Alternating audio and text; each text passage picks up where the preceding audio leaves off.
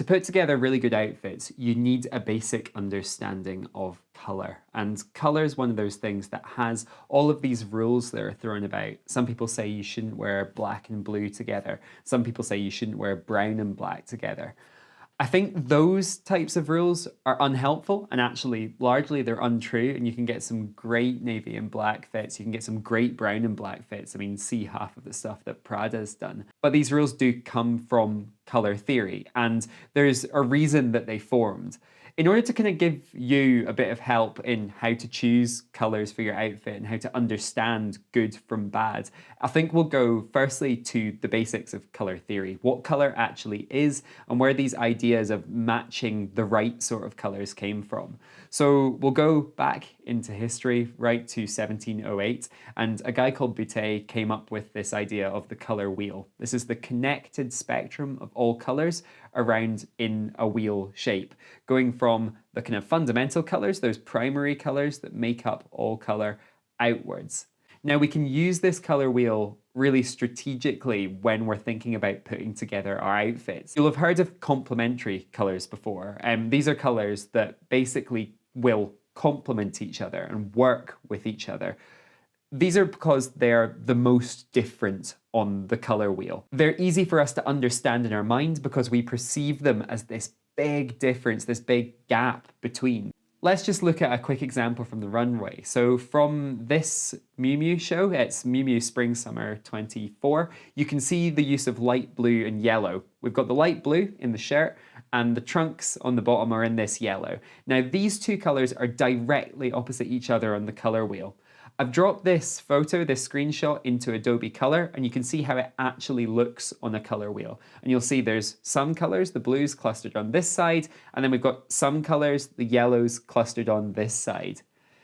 I've also got this Margaret Howell example, their Spring Summer 24 lookbook. This shows a different way that you can use color.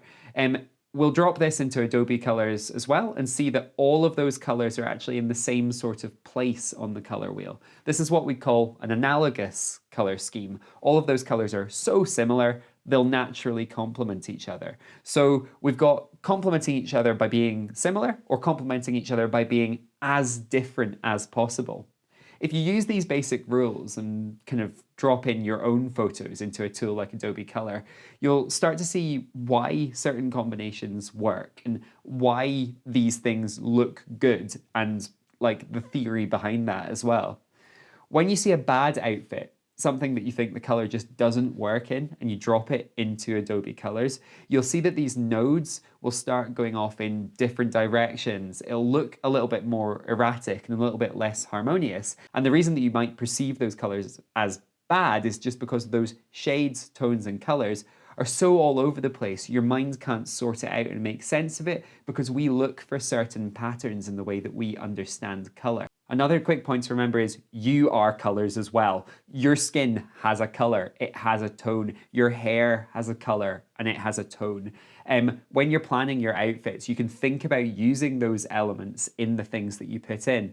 Because I've got brown hair, I'm always happy enough to use dark brown buttons. Equally, because my hair is kind of between brown and black, it means that when I mix browns and blacks, actually I always think it looks all right on me because I've got another kind of bit of brown going on somewhere else and it's in my hair and in my eye color. The next point I was wanting to talk about were neutrals and earth tones. Good additions to pretty much any outfit are neutral colors. There's true neutrals, which are black, which is in its most pure form, no color, and white, which is in its most pure form, every color.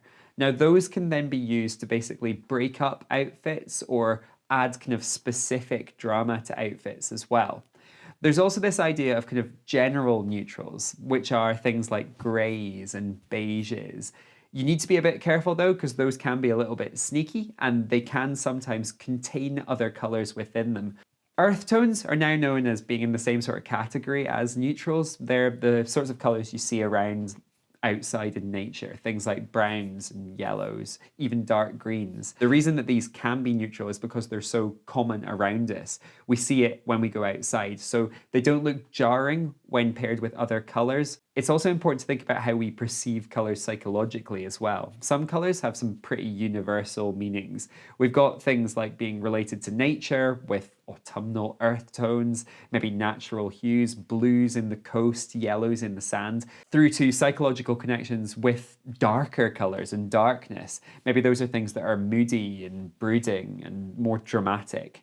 That makes things like all black outfits more impactful because of those like dark psychological connections. I always suggest building outfits first from subjective color narratives, and these are the color stories that you tell. What does it make you feel? What does it remind you of? And then after that, think about those universal connections as well. Some final practical tips for making color work for you. Something I like to do is flat laying down clothes before putting them on, just to make sure they go with each other.